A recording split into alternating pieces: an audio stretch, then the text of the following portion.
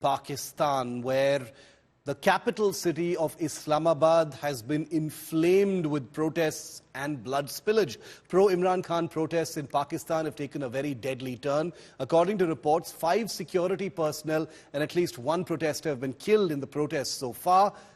The violence erupted when protesters demanding the release of jailed ex-Prime Minister Imran Khan entered Islamabad late on Monday, defying efforts by Prime Minister Shehbaz Sharif's government to stifle this nationwide agitation. On Tuesday, the protesters resumed their march to the D Chowk, close to several strategic buildings in Pakistan's capital, where they plan to gather. Pakistan security forces fired volleys of tear gas and rubber bullets on Tuesday at thousands of protesters after they defied a police lockdown to march inside Islamabad. Let me bring Gaurav Sawant in on this story. Gaurav, 6 people killed, at least, security personnel have also been killed. Many hundreds have been arrested, huge number injured as well. What is the current situation? Remains extremely grim right now in Pakistan. The protesters, there are 2 factions. One is led by Ali Amin Gandapur, the Chief Minister of Khyber Pakhtunkhwa, and the other by Bushra Begum, Imran Khan's wife. Now, both of them have led protesters inside Islamabad. They're trying to get to the D Chowk, which is very close to the Pakistani parliament. And Pakistan's Interior Minister Mohsin Naqvi has made it very clear he will not permit them to sit there. He is already alleging that these people are using weapons that were allotted to the Khyber Pakhtunkhwa police. Since Ali Amin Gandapur is the Chief Minister of the province, he's given official weapons to the protesters to fire at the Islamabad police. The Interior Minister of Pakistan claims 3 policemen have been killed. The Imran Khan supporters claim 3 of the protesters have been killed. So the apprehension is in the next couple of hours, if there is no climb down by either side, this could turn violent, this could lead to major trouble. But the only solace that the Shehbaz Sharif government is taking is the fact that while Imran Khan has supporters in Khyber Pakhtunkhwa, very few people have turned up from Pakistan's Punjab province, and that's a major setback for Imran Khan. And when people tried to come from Pakistan-occupied Jammu and Kashmir, the Pakistani government actually dug up the main highway that was coming from POJK into Pakistan's Punjab towards Islamabad. And the Interior Minister said कि ये दहशतगर्द है. So he called the people of POK as terrorists, defeating the entire narrative of Pakistani government of 70 years that Kashmir is their jugular vein, because the Interior Minister has actually called them terrorists. Gaurav, what's going to happen next? Is there going to be a more fearsome sort of crackdown? It doesn't look like it's going to dissipate soon. So that's the $1 million question, because the kind of supporters that Imran Khan's team thought that they will bring, they haven't been able to get those numbers. When they said that lakhs will come and march to D Chowk and they'll take over capital Islamabad, and that from the interchange to Islamabad, nobody would be permitted to come, and thousands of containers were put on all the 20+ entrances to Islamabad.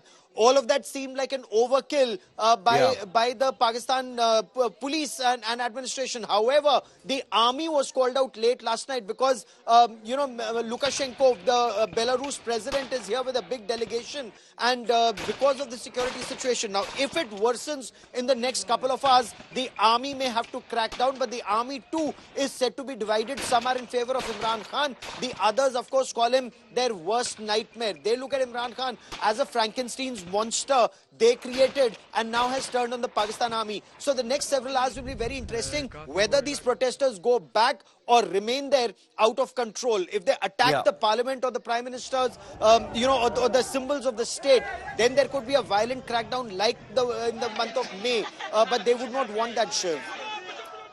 Gaurav, we'll keep a very close watch on this. Thanks very much for joining me.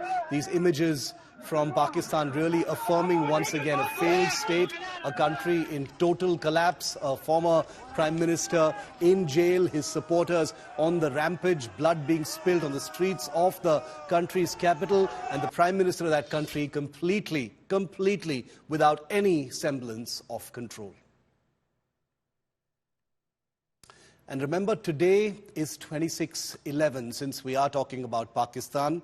26/11, the day when Pakistani terrorists entered Mumbai and wreaked havoc on this country. I was there personally reporting on it as a young television reporter.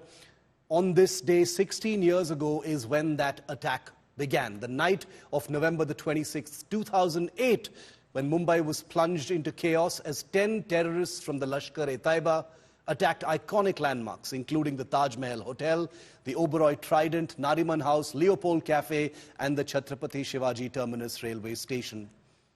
If there's one person who I would like to pay tribute today to and remember for his brave, heroic action 16 years ago, it is Assistant Sub-Inspector Tukaram Omble, Ashoka Chakra, whose incredible superhuman bravery, gallantry, valor, and fearless courage helped in the capture of one of those terrorists alive. You know who I'm talking about, Ajmal Amir Kasab. 16 years ago, on this evening in the Girgaon Chowpatty area of Mumbai, where Tukaram Omble was manning a police post, when a vehicle containing 2 terrorists came their way, and when they tried to stop, one of the terrorists was killed inside the vehicle.